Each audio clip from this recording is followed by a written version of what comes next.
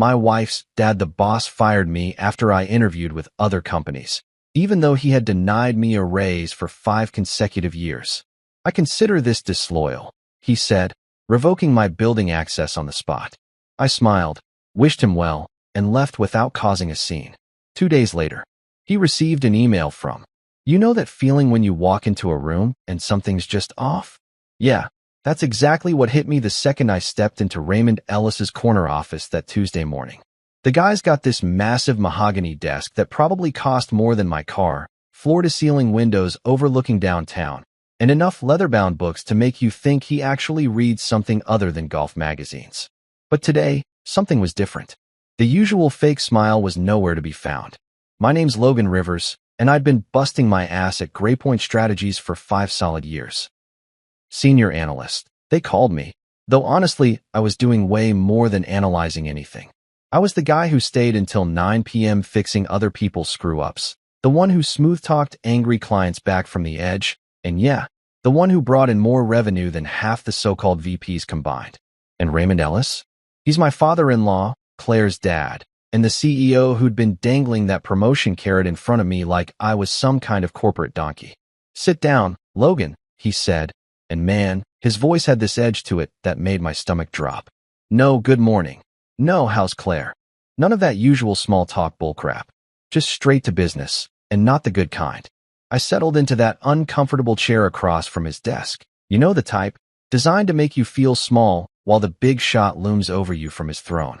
Raymond was shuffling through some papers, taking his sweet time, probably trying to build up the drama. Classic power move. I'd seen him pull this routine with suppliers and junior staff, but never with me. We were family, right? Or at least I thought we were. "I got an interesting phone call yesterday," he finally said, still not looking up from whatever he was pretending to read. "From Marcus Webb over at Hartfield and Associates." My blood went cold. Marcus was the hiring manager I'd met with the week before. The interview I thought I'd kept under wraps. The one I'd scheduled during my lunch break because, hell, a guy's gotta have options when his father-in-law keeps shooting down his raise requests year after year. Is that so? I managed to keep my voice steady, but inside I was already connecting the dots. This town's business community is smaller than people think, and gossip travels faster than wildfire. Raymond finally looked up, and those cold gray eyes of his, the same ones Claire inherited, though hers actually had warmth in them, were staring right through me. "He mentioned you'd interviewed for their senior director position. Funny thing is, you never mentioned anything to me about being unhappy here." Here we go. I could feel the lecture coming, the whole family loyalty speech he'd probably been rehearsing since he hung up with Marcus. But I wasn't some fresh college grad anymore. I was 32 years old, had a mortgage, and was tired of watching less qualified guys get promoted while I got patted on the head and told to wait my turn. I wasn't aware I needed permission to explore my options, I said, keeping it professional even though part of me wanted to remind him about the 5, count 'em, 5, times he'd denied my raise requests. The last one just 3 weeks ago, with the same tired excuse about tightening our belts, while he was showing off photos of his new boat to anyone who'd listen. Options. Raymond leaned back in his chair, and I could practically see the wheels turning. "After everything this company has done for you? After I personally vouched for you when you were just some guy dating my daughter?" That stung, and he knew it would. Yeah, I'd started at Graypoint as Claire's boyfriend, but I'd earned my place here. Every late night, every saved client relationship, every innovative strategy that had kept us competitive, that was all me. Not daddy's connections, not family favors. Me. "I've given this company 5 years of my life," I said, and I could hear my voice getting tighter. "I've exceeded every performance metric, brought in millions in new business, and mentored half the junior staff. And what do I have to show for it? You have a steady job, good benefits, and the same salary I started with, adjusted for inflation, which means I'm actually making less now than when I began." The words came out harder than I intended, but screw it. If we were having this conversation, we might as well have it for real. Raymond's jaw tightened. He wasn't used to being challenged, especially not by family. In his world, loyalty meant shutting up and accepting whatever scraps he threw your way. "I consider this disloyal," he said, and those 5 words hit me like a punch to the gut. Not because they hurt, but because they were so perfectly Raymond. Everything was about loyalty with him, Never about fairness or respect or actually taking care of the people who made his company run. Disloyal. I repeated, tasting the word. Is it disloyal to want to be compensated fairly for my work? Is it disloyal to seek opportunities for growth when those opportunities don't exist here? But Raymond was already reaching for his phone. Security? Yeah, I need someone up here to escort Logan Rivers out of the building. He hung up and opened his desk drawer, pulling out a manila envelope. Your final paycheck is being processed. You can pick up your personal items under supervision. Just like that. 5 years gone. No discussion, no negotiation, no chance to explain or defend myself. He slid my building access card across that massive desk like he was dealing a hand of poker. Your building access ends now, he said, not even bothering to look at me.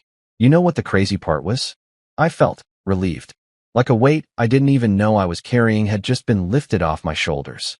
All those nights I'd gone home frustrated. All those times I'd bitten my tongue when less qualified people got promoted over me. All those fake smiles I'd plastered on during company meetings where Raymond praised everyone except the guy actually doing the work. I stood up, straightened my tie, and did something that probably surprised both of us. I smiled. Not a fake corporate smile, but a real one. The kind of smile you get when you realize you don't have to pretend anymore. Well, Raymond, I said, using his first name for the first time in years, I want to thank you for everything. I learned a lot here, and I wish you and Graypoint all the best. His eyebrows shot up. He'd probably expected me to argue, to beg, to grovel for my job back. But why would I? The man had just shown me exactly what he thought of 5 years of dedication and hard work. Security showed up, 2 guys I actually knew pretty well from all those late nights at the office. They looked embarrassed as hell, which made me feel a little better about the whole situation. Take your time cleaning out your desk, one of them said quietly as we walked to the elevator. No rush. The ride down felt like the longest and shortest elevator trip of my life. 47 floors, and with each one, I felt a little more free. By the time we reached my floor, I was actually looking forward to packing up my stuff. My desk was right where I'd left it that morning, covered with the usual chaos of reports, client files, and those little personal touches that make a workspace feel like home. The framed photo of Claire and me from our honeymoon in Italy. The little cactus she'd bought me as a joke about surviving in a hostile environment. My coffee mug with World's Okayest Analyst printed on it. A gag gift from the team that had somehow become my favorite. As I packed everything into the cardboard box security had provided, I couldn't help but think about all the moments that had led to this. The late nights fixing other people's mistakes. The times I'd saved client relationships that everyone else had written off. The strategies I'd developed that had become company standard practice. All of it fitting into one small box. Claire didn't even know yet. She was probably at her marketing job across town, completely unaware that her husband had just been fired by her father. That conversation was going to be fun. You ever notice how your whole life can fit into a cardboard box when push comes to shove? I'm standing here in the Graypoint parking garage, staring at this beat-up banker's box that's holding everything I accumulated over 5 years of what I thought was building a career. The security guards had been decent about it, gave me all the time I needed, didn't hover over my shoulder like I was going to steal office supplies or download client data onto a flash drive. Hell, Tommy even helped me carry the thing down to my car. The weight of the box wasn't the problem. I mean, we're talking about some picture frames, a couple of notebooks, my desk plant that somehow survived the fluorescent light wasteland of cubicle life, and a few other random pieces of office junk that seemed important at the time. Maybe 15 pounds, tops. But man, it felt like I was carrying a boulder. Not because of the physical weight, because of everything it represented. 5 years, 60 months. God knows how many late nights, weekend emails, and quick calls that turned into hour-long problem-solving sessions. I'd given Graypoint everything I had, and apparently all of it fit into a space smaller than a microwave box. That's a hell of a reality check right there. I popped my trunk and set the box inside, right next to my emergency roadside kit and the jumper cables I'd never actually used. The thing looked so small and pathetic sitting there, like a sad monument to wasted potential. I slammed the trunk shut maybe a little harder than necessary, the sound echoing through the concrete cavern of the parking garage. Before I got in the car, I took one last look up at the Graypoint building. 47 floors of steel and glass, reaching up into the cloudy Seattle sky like some kind of corporate monument. I used to feel proud walking into that lobby every morning, used to think I was part of something bigger than myself. Now it just looked like what it was. A big expensive box where rich guys got richer while the rest of us did the actual work. The irony wasn't lost on me. I'd spent 5 years helping build Raymond's empire, and now I was driving away with my career in a cardboard box that probably cost him about 50 cents. The math on that seemed pretty screwed up. My phone started buzzing before I even got out of the parking garage. Claire's ringtone. That Bruno Mars song she'd programmed in because she said it reminded her of our first dance. Under normal circumstances, hearing it would make me smile. Today, it made my stomach clench up like a fist. I hit the Bluetooth button on my steering wheel. Hey, babe. Logan. Her voice sounded shaky, confused. Ray just called me. He said you resigned. What happened? Are you okay? Of course Raymond had called her first. Probably wanted to get his version of events on the record before I had a chance to tell my side. Classic move from a guy who'd built his career on controlling the narrative. He fired me, I said, trying to keep my voice steady as I merged onto I-5. Traffic was lighter than usual for a Tuesday afternoon, which was good because my hands were gripping the steering wheel hard enough to leave marks. Silence on the other end. Then I heard her take a shaky breath. What? But why? What did you do? I took an interview, I said simply. Last week, with Hartfield and Associates. Somehow word got back to your dad, and he decided that was grounds for immediate termination. But I could hear her struggling with this, trying to make sense of it. Claire had always been caught in the middle between me and her father, and I knew this was tearing her apart. You didn't even get the raise?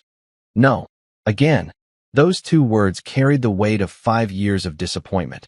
5 years of being told I was valuable while being treated like I was replaceable. Another long pause. I could picture her sitting at her desk at the marketing firm, probably staring out her window at Elliott Bay, trying to process what this meant for us. For our plans. For the future we'd been building together. I can't believe he did this, she finally whispered. I mean, I can believe it, but... Logan, I'm so sorry. That's when it hit me, the real weight of what had happened. It wasn't just about losing my job or getting fired by my father-in-law. It was about the complete destruction of the professional identity I'd spent 5 years building. I'd been Logan Rivers, senior analyst at Graypoint Strategies. I'd had business cards with that title, a LinkedIn profile that talked about my achievements, a whole persona built around being this rising star in the consulting world. Now I was just Logan Rivers, unemployed guy with a cardboard box in his trunk. The drive home felt longer than usual, even though I was probably making better time than my normal commute. Every red light gave me more time to think, and thinking was the last thing I wanted to do right now. My brain kept cycling through all the what-ifs and should-haves. What if I'd handled the Ray's conversation differently? What if I'd been more discreet about the interview? Should I have seen this coming? But then I'd remember Raymond's face when he said the word disloyal, the cold dismissal in his voice, the way he'd slid my ID card across that desk like I was nothing more than a security risk. And I'd realized that none of those what-ifs mattered, because this was never really about the interview. This was about Raymond Ellis needing to remind everyone, including his own family, who was in charge. By the time I pulled into our driveway, I'd made a decision. I wasn't going to let this break me. Yeah, getting fired sucked. Yeah, having it happen because I'd dared to explore other options was insulting as hell. But maybe, just maybe, this was exactly the kick in the ass I needed. I sat in the car for a few minutes after I turned off the engine, looking at our little house with its blue shutters and the garden Claire had been working on all summer. We'd bought this place 2 years ago, thinking it was the start of our permanent life together. A place to build a family, to put down roots, to create something lasting. The cardboard box was still in my trunk, but somehow it felt different now. Less like a monument to failure and more like, well, like the first step towards something new. 5 years of my life might fit in that box, but that didn't mean the next 5 years had to be small enough to fit in one too. Time to figure out what came next. Once I got inside the house, I did something I'd been avoiding for months. I went straight to my home office and opened the file cabinet drawer I'd labeled career stuff. Buried underneath tax documents and insurance papers was a manila folder that had been sitting there like a ticking time bomb. The tab read, "Raises denied," in my own handwriting. and just looking at it made my jaw clench. You know how some people keep photo albums or scrapbooks to remember the good times? Well, this was my scrapbook of professional disappointment, and I'd been adding to it religiously for 5 damn years. I pulled out the folder and spread everything across my desk like I was building a case for court. Which, in a way, I guess I was. A case against my own naivety for believing that hard work and loyalty actually meant something at Graypoint Strategies.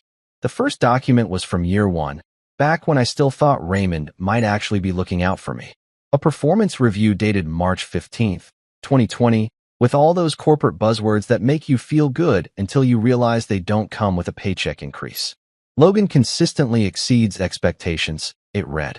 His analytical skills and client management abilities are exceptional for someone at his level. Exceptional for someone at his level.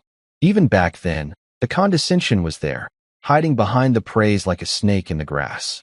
Attached to that review was my formal request for a salary adjustment, a modest 15% increase that would have brought me up to market rate for someone with my qualifications and track record. Raymond's response, delivered via email 2 weeks later, was a masterclass in corporate doublespeak. While we greatly appreciate your contributions, current market conditions require us to be conservative with compensation adjustments. We'll revisit this during the next review cycle. Year 2, same song, different verse.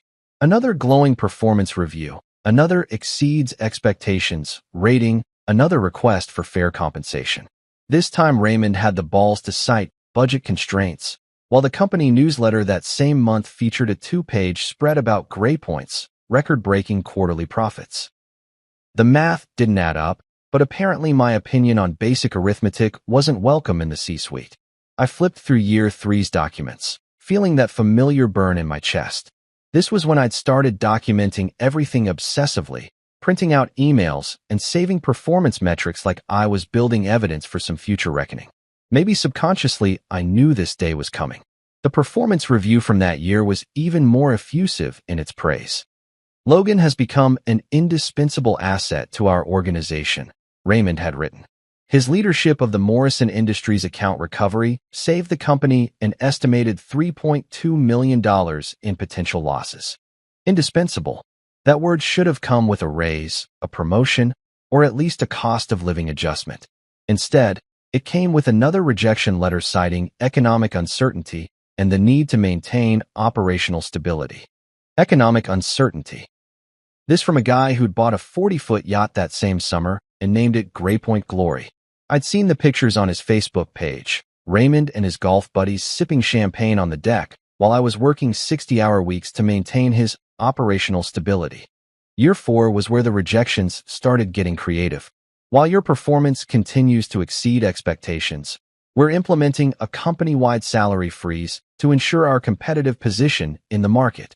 A salary freeze that apparently didn't apply to executive bonuses or the VP position they'd created for Raymond's old fraternity brother who'd never worked a day in consulting before joining the company.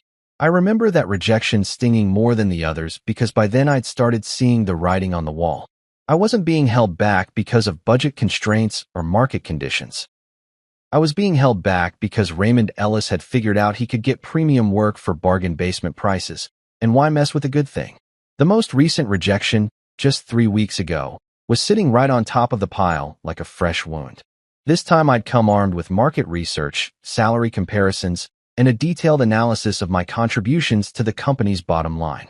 I'd even calculated that the clients I'd personally brought in were generating over $12 million in annual revenue. Raymond's response had been his most dismissive yet. Logan, I appreciate your enthusiasm, but we need to focus on team cohesion rather than patience. 5 years of patience, and the only thing that had risen was Raymond's bank account and his sense of entitlement. My phone buzzed with a text from Jared Martinez, one of the few people at Graypoint who'd always shot straight with me. Jared worked in legal and had a front row seat to all the company's behind-the-scenes drama. Man, this is messed up. You carried that company. I typed back. Apparently not enough. But even as I sent that response, another text was coming in from a number I didn't immediately recognize. When I opened it, my heart damn near stopped. Hi Logan, this is Kira Benson from VistaCore Innovations. I hope you remember me from our conversation last week. I know this might be unexpected timing, but would you be available to meet this Friday? The board reviewed your proposal, and they're very impressed. I think you'll want to hear what we have to discuss. VistaCore Innovations, the company I'd interviewed with the week before. Not Hartfield and Associates like Raymond had mentioned, which meant either he'd gotten his facts wrong, or there were multiple companies interested in poaching Gray Point's indispensable senior analyst. I stared at that text for a long time, reading it over and over like it might disappear if I blinked too hard. After 5 years of being told to wait, to be patient, to accept whatever scraps Raymond felt like throwing my way, someone else was actively pursuing me. The irony was almost laughable.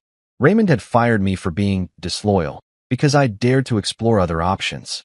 But maybe the real disloyalty had been his 5 years of stringing me along with empty promises while he counted the money I was making for him. I looked back at the folder spread across my desk, 5 years of documented disappointment and broken promises. Then I looked at Kira's text again. Yes, I typed back. Friday works perfectly. What time? The response came back almost immediately, 2 p.m. I think you're going to like what we have to offer. For the first time since walking out of Raymond's office, I smiled. A real smile, not the fake corporate version I'd been wearing like a mask for the past 5 years. Maybe getting fired was the best thing that could have happened to me. Friday morning, I stood in front of my bathroom mirror trying to decide between the navy blue tie or the burgundy one. Funny how getting fired can make you second-guess everything, even stuff as simple as picking out a tie. 3 days ago, I would have grabbed whichever one was closest and called it good. Today, everything felt like it mattered more. I went with the burgundy.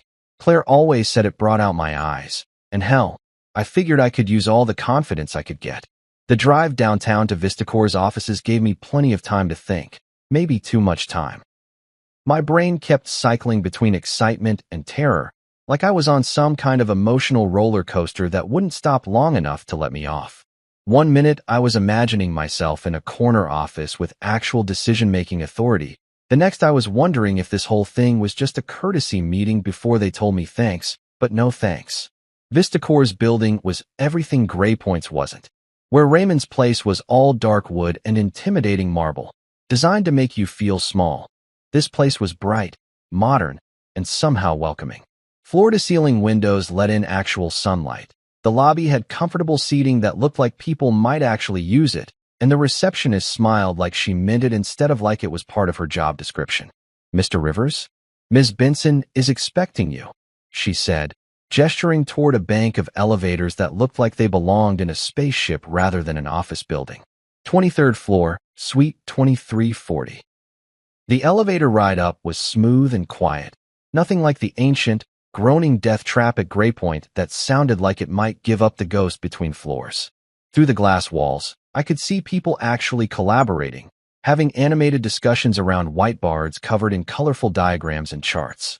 It looked like the kind of place where ideas mattered more than hierarchy. Kira Benson met me at the elevator herself, which threw me for a loop.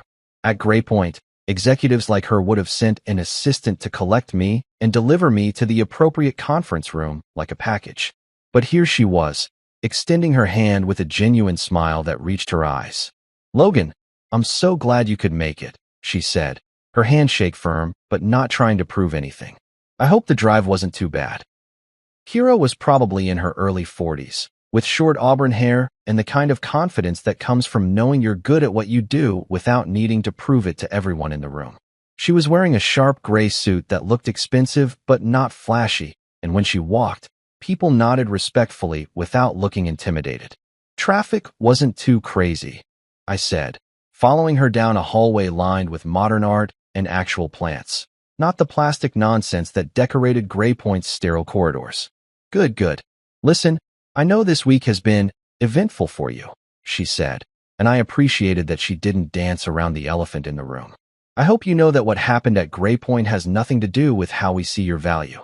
That stopped me in my tracks. Word traveled fast in Seattle's business community, but I hadn't expected it to travel that fast. "News gets around," she said, reading my expression. "Small world, smaller industry." But honestly, Logan, what I heard only reinforced what I already knew about you from our interview. She led me into a conference room that had one wall entirely made of glass. offering a stunning view of Elliott Bay and the Olympics beyond. The table was a sleek piece of polished wood that probably cost more than my car, but somehow it didn't feel ostentatious. It felt functional, like a tool designed to get work done rather than impress visitors. "Can I get you anything? Coffee, water, something stronger?" Kira asked with a wink. "I know it's been a rough week." "Coffee would be great," I said, settling into a chair that was actually comfortable instead of the medieval torture devices Raymond preferred for his meetings. While Kira poured coffee from a machine that looked like it belonged in a high-end cafe, I tried to calm my nerves and focus on why I was here.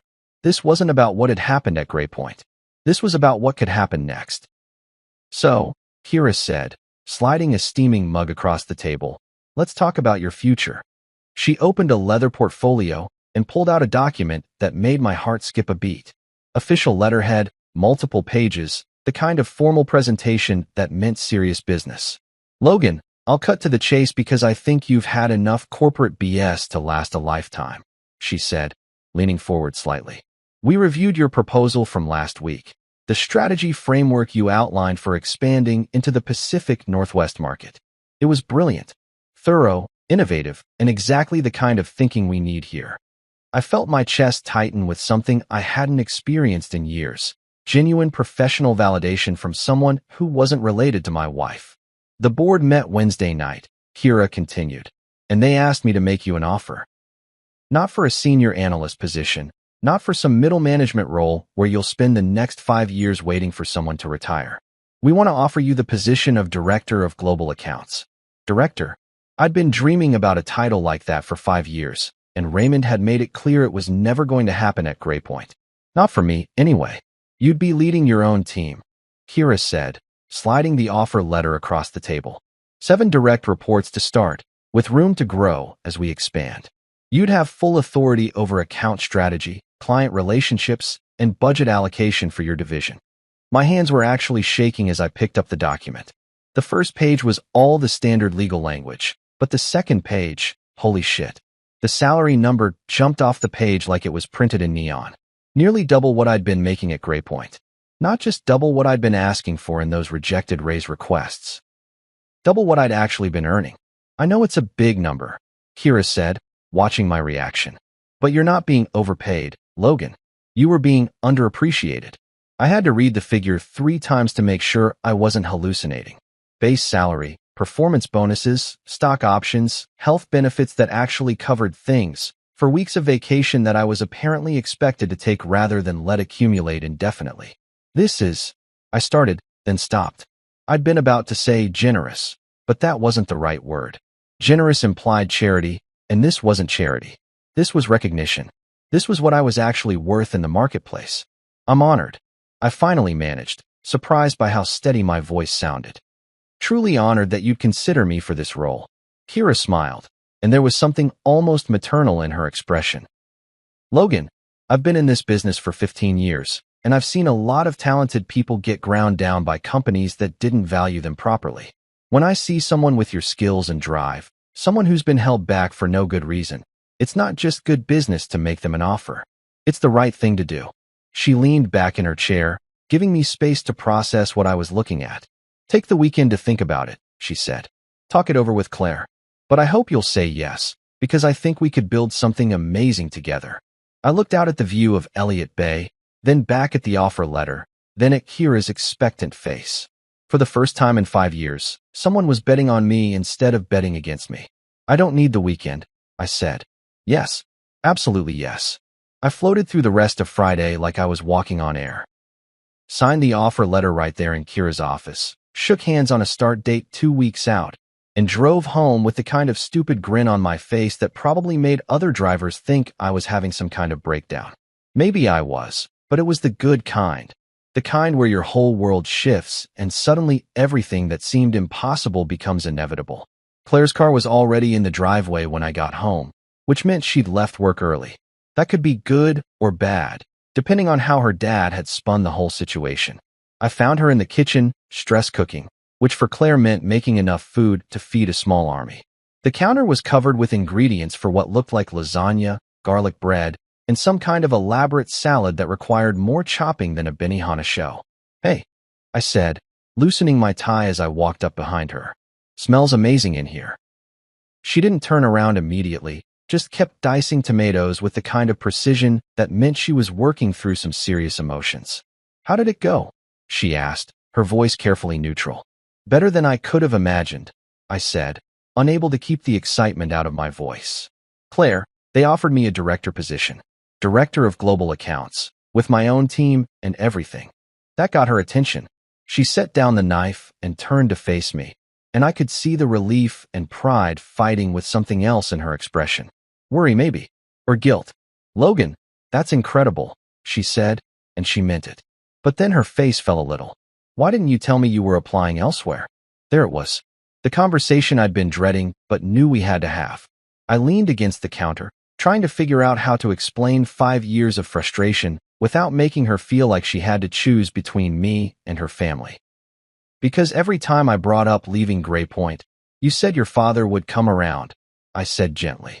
You always asked me to give him more time, to be patient, to trust that he'd do the right thing eventually. Claire's shoulders sagged a little. I really believed that, she said quietly. I thought because you were family, he'd take care of you. I know you did, babe. And I wanted to believe it too. I reached for her hand, relieved when she didn't pull away. But after 5 years of the same excuses, I had to start looking out for myself. For us. She nodded, but I could see the conflict in her eyes. Claire had always been caught between two worlds, the corporate dynasty her father had built and the life she was trying to build with me. Most of the time, she navigated that balance gracefully, but situations like this made it impossible to keep everyone happy. He told the family you betrayed him, she said, and there was an edge of anger in her voice that I didn't think was directed at me. At dinner Wednesday night, he made this whole speech about loyalty and family values. Said you'd stabbed him in the back after everything he'd done for you. I felt my jaw clench. Of course Raymond had gotten to the family first, spinning the narrative to make himself look like the victim. Classic narcissist move. Hurt someone, then play the wounded party when they have the audacity to respond. What did you say? I asked. Nothing, Claire admitted. I should have stood up for you, but I was so shocked and confused.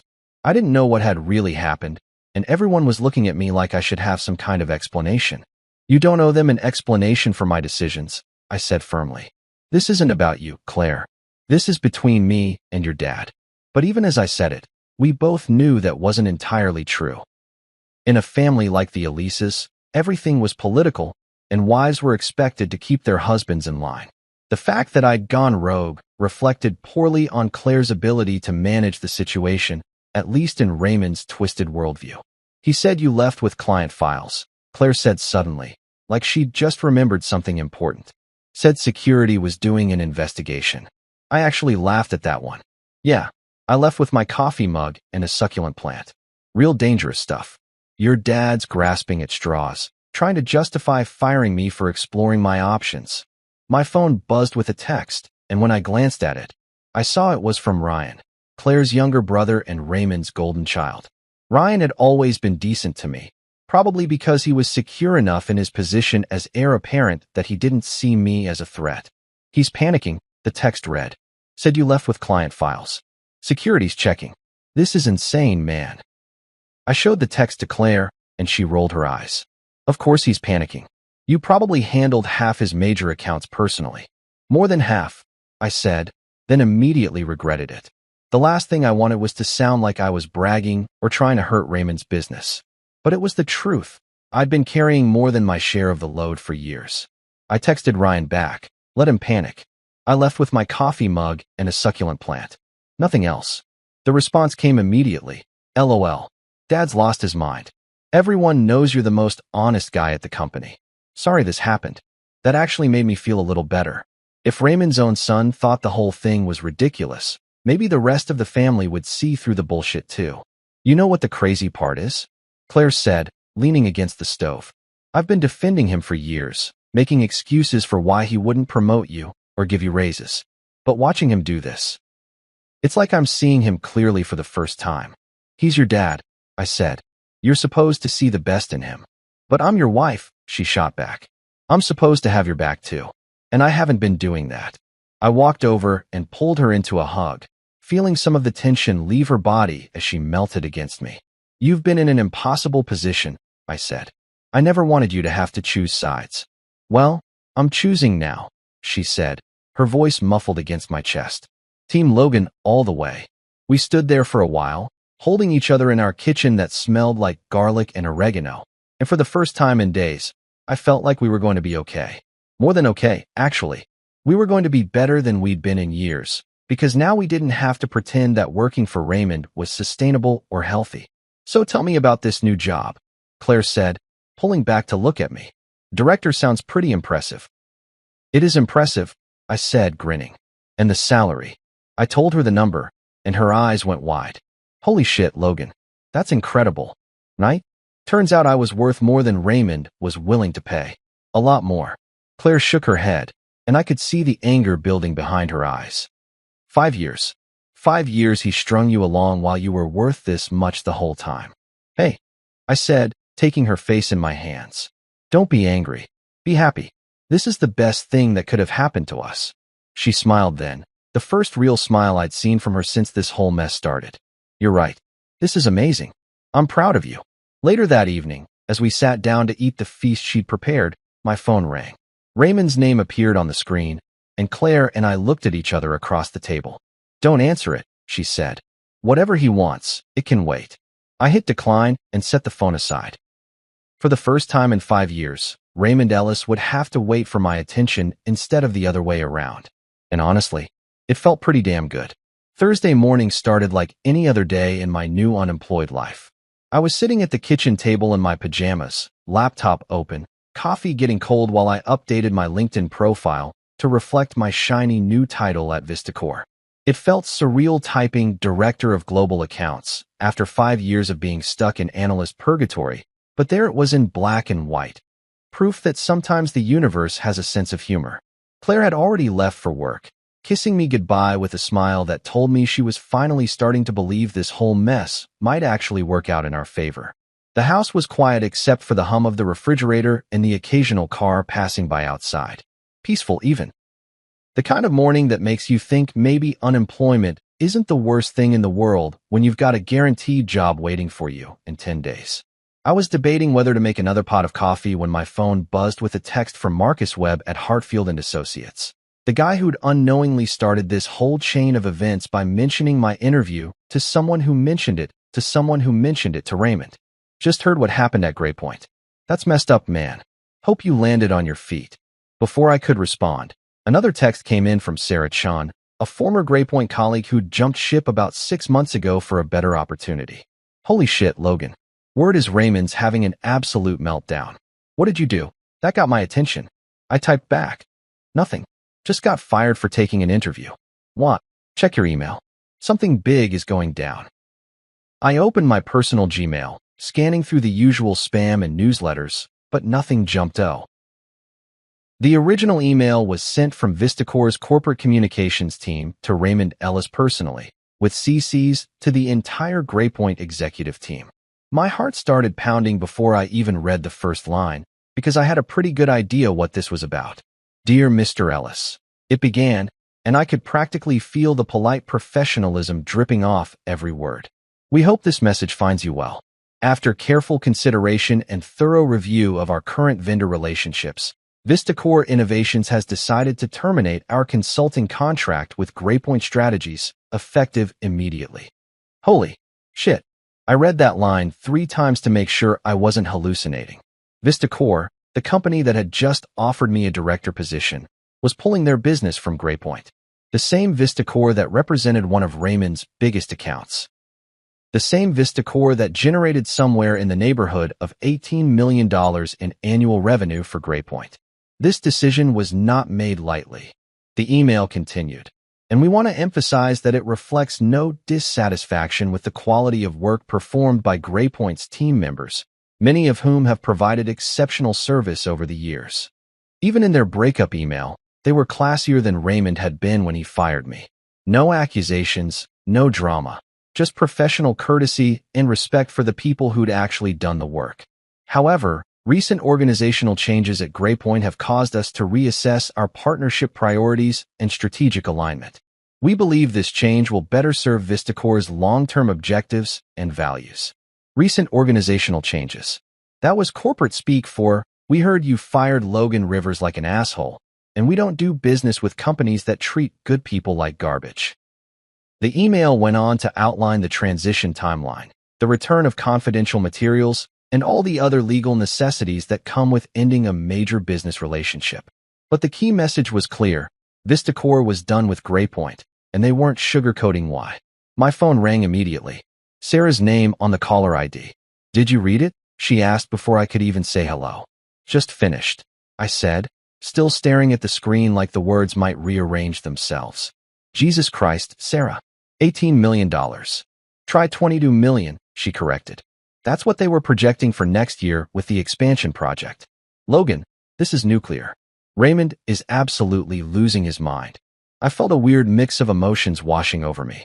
Part of me was thrilled that Raymond was finally facing consequences for his actions. Part of me felt guilty that other people at GrayPoint, good people who had nothing to do with this mess, were going to suffer because of what he'd done. And part of me was just stunned that Vistacor had taken such a dramatic step. "I need to be clear about something," I said to Sarah. "I had nothing to do with this decision. I didn't ask them to pull their business, didn't even hint that they should. This was entirely their call." "Logan, relax. Nobody thinks you orchestrated this. But everybody knows you were the primary contact on that account for the past 3 years. Vistacor probably feels like Raymond threw away their most trusted partner for no good reason." She was right, and that made me feel a little better about the whole situation. I hadn't set out to hurt GrayPoint's business. I just wanted to be treated fairly. But apparently Vistacor had drawn their own conclusions about what my termination said about the company's values and judgment. My phone buzzed with another text, this one from Kira Benson herself. "Morning, Logan. I assume you've heard about our communication to GrayPoint by now. Want to be crystal clear that this decision was made independently by our board, with no input from you whatsoever. Looking forward to working with someone who values loyalty and integrity." I screenshot that text immediately and sent it to Claire. If Raymond tried to blame me for Vistacor's decision, I wanted documentation that I'd had nothing to do with it. Another text came in, this one from Tommy Rodriguez in GrayPoint Security. "Dude, Mr. Ellis just called an emergency meeting. He's asking if you took any Vistacor files when you left. I told him no way. I was there when you packed up. Just wanted you to know." I laughed out loud at that one. Of course, Raymond's first instinct was to blame me for somehow sabotaging the relationship. The idea that Vistacor might have made their own independent judgment about his character and leadership abilities probably never even occurred to him. "Thanks, Tommy," I texted back. "Appreciate you having my back." The rest of the morning brought a steady stream of messages from former colleagues, each one painting a picture of chaos and panic at GrayPoint. Raymond had apparently locked himself in his office with the senior partners, trying to figure out how to salvage the situation. Emergency calls to Vistacor had gone unanswered. Attempts to reach me through mutual contacts had been ignored. By lunchtime, the story had made its way through Seattle's tight-knit business community. My phone was buzzing constantly with calls from headhunters, former clients, and colleagues from other firms who'd heard that I was suddenly available and that my former employer was imploding. The irony wasn't lost on me.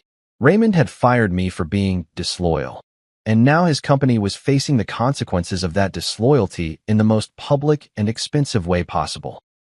I closed my laptop and poured myself a fresh cup of coffee, savoring the bitter taste and the quiet satisfaction of knowing that sometimes the universe does keep score. I hadn't asked for this to happen, hadn't planned it or orchestrated it, but I also wasn't going to feel guilty about it. Raymond Ellis had made his choice. Now he was living with the consequences. And honestly, he'd earned every bit of what was coming to him. Friday morning hit GrayPoint like a freight train carrying bad news and broken dreams. My phone was lighting up like a Christmas tree with messages from people still trapped inside Raymond's corporate circus, and let me tell you, the show was getting ugly fast. Tessa Martinez, one of the few decent people left in that place, sent me a screenshot that made my coffee taste even better. "Emergency all-hands meeting." Raymond's shouting, asking who talked to Vistacor. The timestamp showed 8:47 a.m., which meant Raymond had probably been awake all night, trying to figure out how to spend $18 million walking out the door. The image showed a packed conference room, with everyone looking like they'd rather be getting root canals.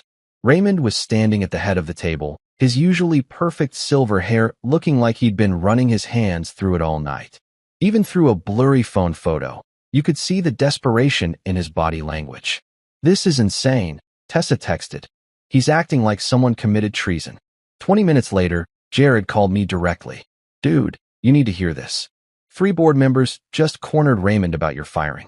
Apparently Margaret Walsh, the Iron Lady herself, asked him point-blank why he terminated the cleanest record in the company over a job interview. Margaret Walsh asking questions was like the corporate equivalent of your mom using your full name. Bad things were about to happen. "What did he say?" I asked, genuinely curious how Raymond would try to justify his tantrum to people who actually understood business. Something about loyalty and company culture. Margaret just stared at him like he'd grown a second head. Then she asked if he thought Vistacor pulled their contract because they felt disrespected by how we treated their primary contact. The silence on Raymond's end must have been deafening. "Here's the best part," Jared continued, barely containing his laughter. "Tom Bradley, the guy who's been kissing Raymond's ass for 10 years, actually asked if there was a way to get you back before this got worse." That stopped me cold. Tom Bradley was Raymond's golf buddy, the guy who'd gotten that VP position despite having 0 consulting experience. If even Tom was questioning the decision, Raymond was in deeper shit than I'd realized. And I prompted. Raymond said it was too late, that bridges had been burned. Margaret looked around the room and said, "The only bridge I see burned is the one you torched when you fired our best performer for having ambition." Damn, Margaret Walsh didn't mess around when it came to protecting the bottom line, and losing a $20 million client because of ego was exactly the kind of stupidity that made her legendary temper flare up. My phone buzzed with another message, this one from Claire. "Ryan just called. Dad's in full panic mode. Wants to meet with you. Offering a bonus and everything." I laughed out loud at that one. A bonus. After 5 years of denying me raises, Raymond thought he could wave some cash around and make this whole mess disappear. The man really didn't understand that this wasn't about money anymore. It was about respect, something you can't buy after you've already thrown it away. "Tell Ryan I appreciate the offer," I texted back, "but I've already started with Vistacor." Which was technically true. My official start date was still a week away, but in my mind, I'd already moved on. The old Logan would have been tempted by the bonus, would have wondered if maybe Raymond had finally learned his lesson. But the new Logan, the one who'd spent a week discovering what it felt like to be valued, wasn't interested in going backward. Besides, something told me this was just the beginning of Raymond's problems. Monday morning brought an unexpected phone call that made my coffee taste like opportunity. Elaine Monroe, chairwoman of Gray Point's board of directors, and the kind of woman who could make grown executives wet themselves with a single raised eyebrow, wanted to meet. Not Raymond, her. Personally.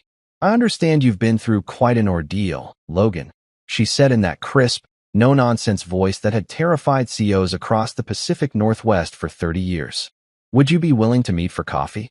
I think we need to have a conversation." An hour later, I found myself sitting across from the Iron Lady herself at a quiet cafe downtown, far from Gray Point's offices and prying eyes. Elaine was exactly what you'd expect. Silver hair pulled back in a perfect bun, sharp blue suit that probably cost more than most people's cars, and eyes that missed absolutely nothing. "Logan, let me be direct," she said after we'd ordered. "Raymond acted without board approval when he terminated you. That was his first mistake.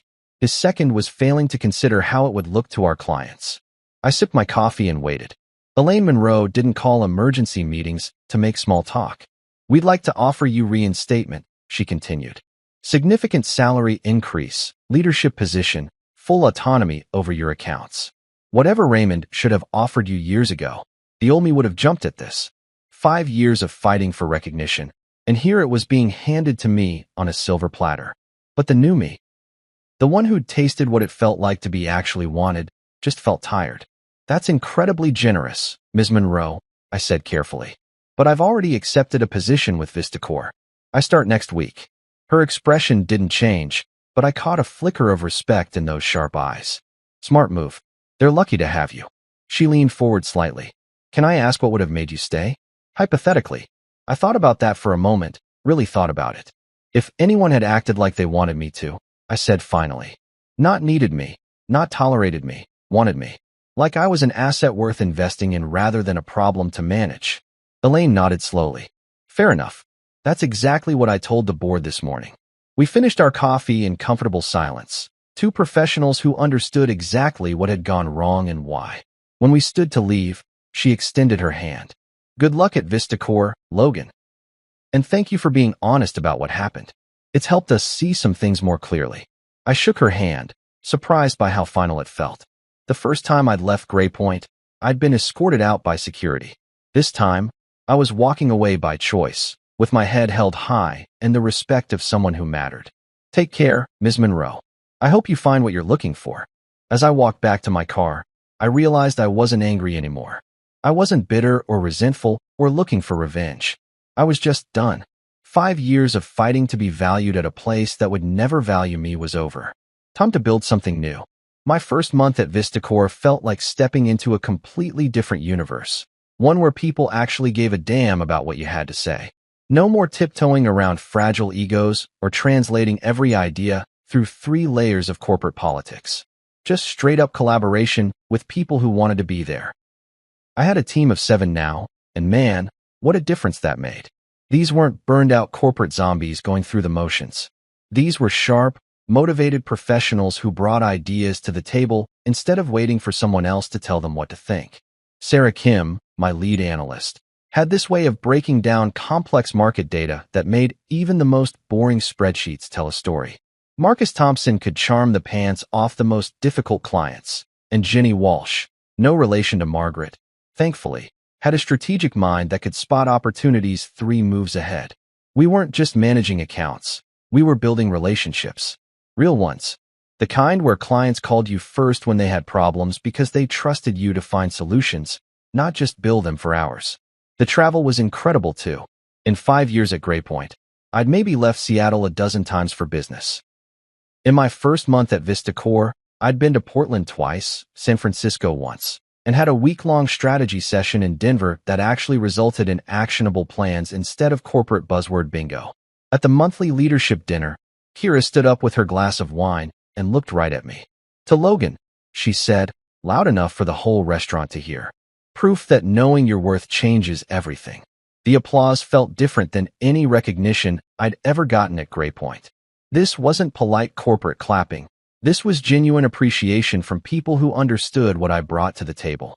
I was too stunned to speak, honestly. After 5 years of feeling invisible, having a room full of successful people acknowledge my value was overwhelming in the best possible way. Claire had been skeptical at first, not about my abilities, but about whether any company could really be that different from Gray Point. But when she visited my new office and saw the energy, saw how people interacted with each other and with me, something clicked. You were never disloyal, she said quietly as we stood in my corner office, looking out at the city lights. You were just ready for something better. That night, lying in bed, I thought about how dramatically my life had changed in just a few weeks. From unemployed and uncertain to leading a team and building something meaningful. From being treated like an expendable resource to being valued as a strategic asset. The best part? This was just the beginning. For the first time in years, I could see a future that wasn't limited by someone else's small vision of what I could accomplish. 12 months later, I was sitting in my corner office at VistaCore, watching Seattle's morning fog roll off Elliott Bay, when Tessa sent me a LinkedIn message that made me smile. Thought you should know. People still talk about the day you left. You gave us courage. A year, 365 days since Raymond Ellis called me disloyal and escorted me out of his building like a common criminal. Looking back, it felt like a lifetime ago, but also like yesterday. Funny how perspective works when you're not constantly fighting just to be heard. The Gray Point Gossip Network had kept me updated on the aftermath, even though I'd never asked for it. Raymond had stepped down quietly in October, pursuing other opportunities, according to the press release, which was corporate speak for forced out by the board before he could do any more damage. Margaret Walsh had taken over as interim CEO and was apparently cleaning house with the efficiency of a military operation. They'd lost 2 more major clients after VistaCore pulled out, both citing strategic realignment and evolving partnership priorities. Translation: word got around about how they treated good people, and nobody wanted to be next. I never gloated, never posted anything smug on social media, never even mentioned Graypoint struggles when former colleagues reached out. That chapter of my life was closed, and I wasn't interested in looking backward when there was so much to build ahead. My team had grown to 12 people now. We'd landed 3 major new accounts, including one that had specifically sought us out after hearing about our innovative approach to client relationships. Kira had hinted that another promotion was coming, possibly a VP track, with equity options that would make the VistaCore dream even sweeter. Claire and I had started talking about buying a bigger house, maybe something with a view and enough space for the family. We were finally ready to start. The financial stress that had been hanging over us for years was gone, replaced by genuine excitement about what came next. Ryan texted me occasionally. Family dinners were apparently much quieter without Raymond's constant presence, and Claire's mom seemed happier too. Even family dynamics improved when you removed the toxic element that had been poisoning everything. But the message that meant the most came from an unexpected source. Marcus Webb from Hartfield and Associates, the guy whose innocent phone call had set this whole chain of events in motion, sent me a note. Just want you to know, your story made me rethink how we treat talent here. Sometimes the best thing that can happen to good people is getting fired by bad bosses. I closed my laptop and looked around my office. Photos of my team celebrating our latest win, thank you notes from satisfied clients. The view of a city full of possibilities. My name was Logan Rivers, and getting fired that Tuesday morning was absolutely the best thing that ever happened to me. Sometimes the best revenge isn't revenge at all. Sometimes it's just rising, thriving, and never looking back. Sometimes it's just becoming who you were meant to be all along.